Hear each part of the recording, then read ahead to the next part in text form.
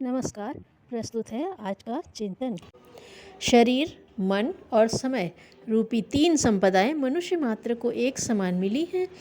शारीरिक और मस्तिष्कीय संरचना को गढ़ने में परमात्मा ने अपनी ओर से थोड़ा भी भेदभाव नहीं रखा है। जन्म लेने वाले शिशुओं की शारीरिक और मानसिक बनावट का परीक्षण करने पर परस्पर एक दूसरे के बीच कोई विशेष अंतर नहीं दिखता, एक रूपता ही दृष्टिगोचर होती है। समय रूपी तीसरी संपदा भी सबको एक समान प्राप्त है। दिन और रात को मिलाकर 24 घंटे की अवधि सभी को उपलब्ध है। एक सेकंड भी किसी को कम अथवा अधिक नहीं मिला है। जन्मजात उपलब्ध होने वाली बाह्य परिस्थितियों में तो अंतर हो भी सकता है, पर इन तीन विभूतियों को देने में ईश्वर ने मनुष्य के बीच किसी प्रकार का भेदभाव नहीं रखा है। एक जैसी क्षमताएं जन्म से ही प्राप्त करते हुए भी कुछ व्यक्ति जिस भी क्षेत्र में उतरते हैं सफलताएं अर्जित करते जाते और कुछ जीवन पर्यंत दीनहीन गई गुजरी परिस्थितियों में बने रहते हैं और किसी भी क्षेत्र में सफल नहीं हो पाते। ऐसे लोग परावलंबी बने जीवन को घसीटते और किसी तरह अवशेष दिन पूरे करते हैं। एक की सफलता और दूसरे की असफलता को देखकर मन में यह प्रश्न सहज ही उठता है कि सफल और असफल होने की मूलभूत कारण कौन कौन से हैं। किन विशेषताओं के रहने से कुछ व्यक्ति जिस भी क्षेत्र में उतरते हैं अपने लक्ष्य में सफल हो जाते हैं, जबकि दूसरों के द्वारा उनकी उपेक्षा कर देने से असफलता ही हाथ लगती है। किसी भी क्षेत्र से सफल होने के लिए प्रायः तीन सूत्रों का अवलंबन लेना होता है। 1. लक्ष्य का निर्धारण, 2. अभिरुचि का होना, 3. क्षमताओं का सदुपयोग। ये तीन सिद्धांत ऐसे हैं जिन्हें अपनाकर किसी भी क्षेत्र में सफल होना संभव है। समाज के अधिकांश व्यक्तियों का जीवन क्रम लक्ष्य विहीन होता है। सफल व्यक्तियों को देखकर उनका मन भी वह सौभाग्य प्राप्त करने के लिए ललचाता रहता है। कभी एक दिशा में बढ़ने की सोचते हैं और कभी दूसरी। विद्वान को देखकर विद्वान, कलाकार को देखकर कलाकार बनने की ललक उठती है। कभी धनवान होने और कभी बलवान बनने की बात सोचते हैं। अपना कोई एक सुनिश्चित लक्ष्य नहीं निर्धारित कर पाते। बंदर की भांति उनका मन भटकता रहता है। फलतः एक दिशा में क्षमताओं का नियोजन नहीं हो पाता। बिखराव के कारण कोई प्रयोजन पूरा नहीं हो पाता। असफलता ही हाथ लगती है। जिस तरह देशाटन के लिए नक्शा और जहाज चालक को दिशा सूचक की आवश्यकता पड़ती है, उसी प्रकार मनुष्य जीवन में लक्ष्य का निर्धारण अति आवश्यक है। क्या बनना है और क्या करना है, यह बोध निरंतर बने रहने से उसी दिशा में प्रयास चलते हैं। एक कहावत है कि जो नाविक अपनी यात्रा के अंतिम बंदरगाह को नहीं जानता, उसके अनुकूल हवा कभी नहीं बहती। अर्थात समुद्री थपेड़ों के साथ वह निरुद्देश्य भटकता रहता है। लक्ष्य विहीन व्यक्ति की भी यही दुर्दशा होती है। अस्तु सर्वप्रथम आवश्यकता इस बात की है कि अपना एक निश्चित लक्ष्य निर्धारित किया जाए।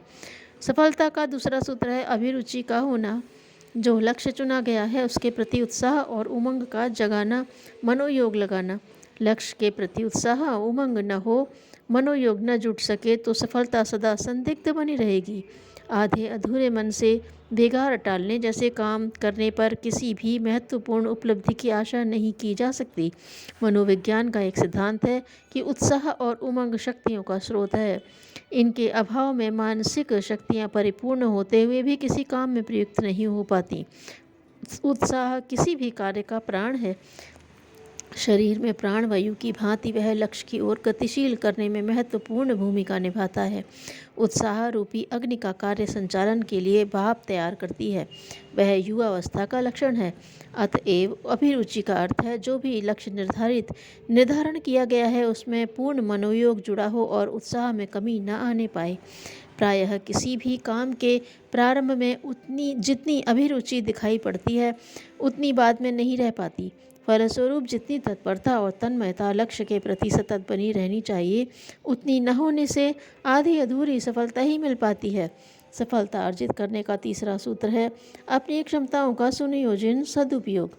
समय उपलब्ध संपदाओं में सर्वाधिक महत्वपूर्ण है। शरीर, मन और मस्तिष्क की क्षमता का तथा समय रूपी संपदा का सही उपयोग असामान्य उपलब्धियों का कारण बनता है। निर्धारण लक्ष्य की दिशा में समय के एक एक क्षण के सदुपयोग से चमत्कारी परिणाम निकलते हैं। शरीर से श्रम करना ही पर्याप्त नहीं है, वरन मस्तिष्क की क्षमता का उसमें पूर्ण योगदान देना भी आवश्यक है। मस्तिष्क में असीम संभावनाएं भरी पड़ी हैं।